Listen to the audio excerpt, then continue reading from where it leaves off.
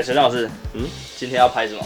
我跟你们讲，今天厉害了，因为我最近就是速攻这个新兴异端嘛，然后开一些 G System 然后觉得已经有点腻，就觉得无聊了，每次都按照说明书做。今天我就是不按照说明书做，我准备了一台 Angel 攻击自由钢弹，然后呢，我把它做成了孔雀给大家看看。你们现在画面中看到的这个翅膀，就是由攻击自由钢弹的这个可以喷出去的浮游炮所组成的。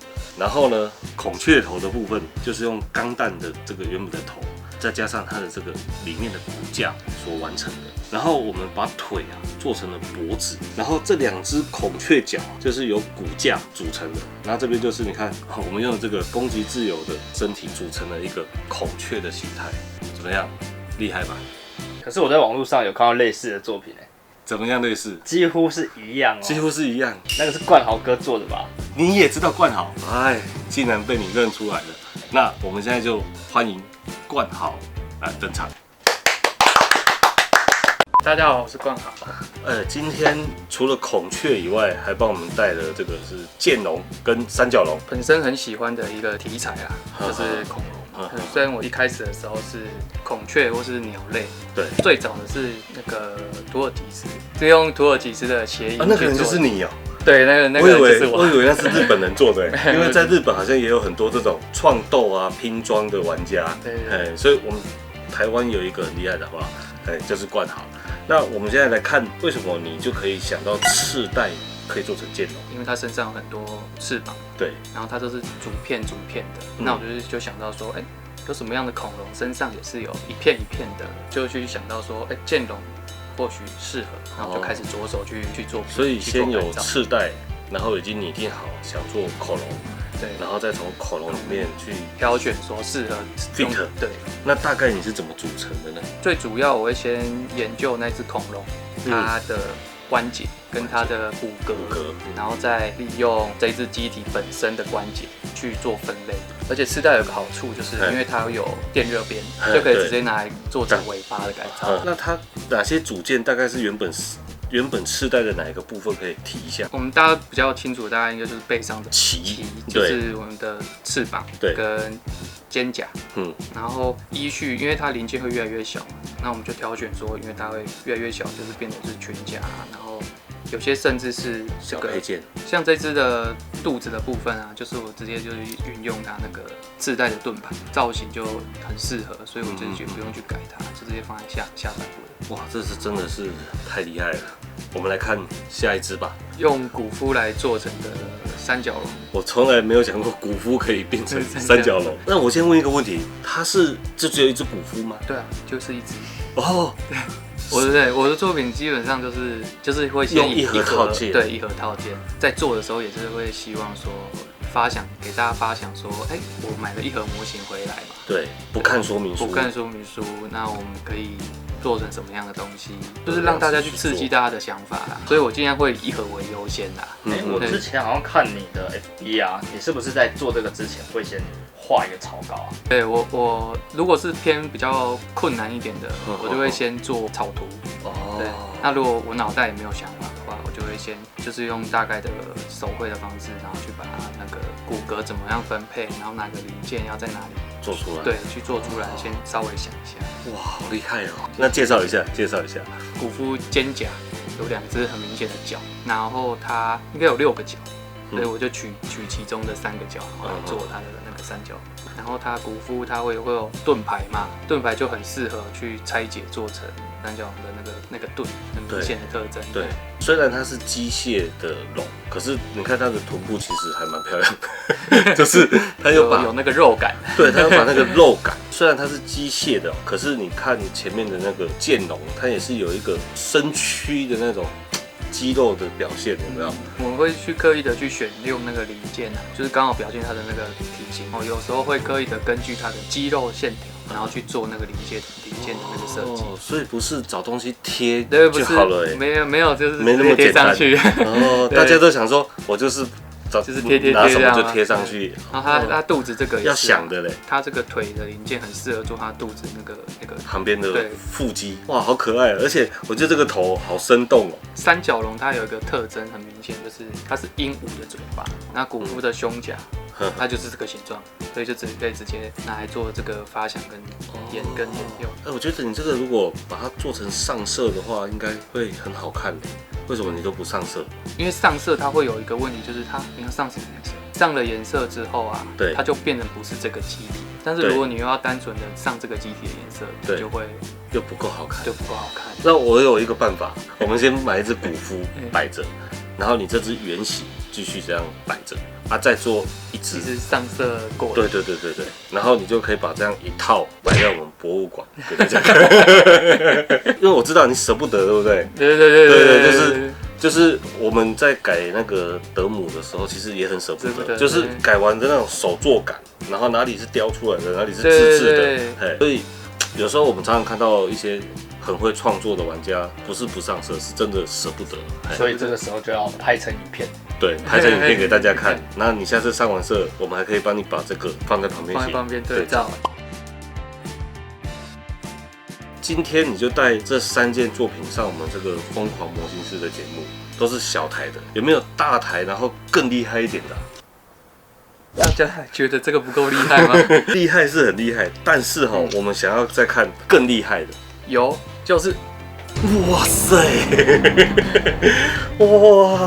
哇，这个真的有厉害。这个让我想到一件作品《刃马一体》，我从来没有想过可以用钢弹的零件做出一匹这么帅的马。你先不要介绍，先让我猜猜它有哪些零件组成，好不好？好歹我也是一个玩钢弹20年的玩家。Strike 的小腿的后半部，萨萨比的那个侧裙有中哈，然后。这个天使这个掉毛就不要猜了，这个猜这个太 normal 了，太 low 了。GP01的膝盖猜对一半，GP03 03啊，对，我是型号记错，再一个，我来猜一个难一点丘贝雷的屁股，没错。好，那我估计这台至少用了5台钢弹。组成对不对？5台就有点小家子气了，5台大概用了几台？就小零件不去算，对，大零件大概用了20台。那你用了哪20台？你先告诉我们。它里面有骨架，也看不到。对，但是从表面上来看的话，这个火焰特效，火焰特效，火焰特效创斗哦，创斗者的燃烧钢弹，然后还有他的师兄的火焰特效，还有就是耳朵也是创斗者的，飞翼的也是创斗里面的飞翼感，好，然后再来就是丘贝雷嘛，丘贝雷明显4个，然后萨萨比 NG 萨萨比用了2台。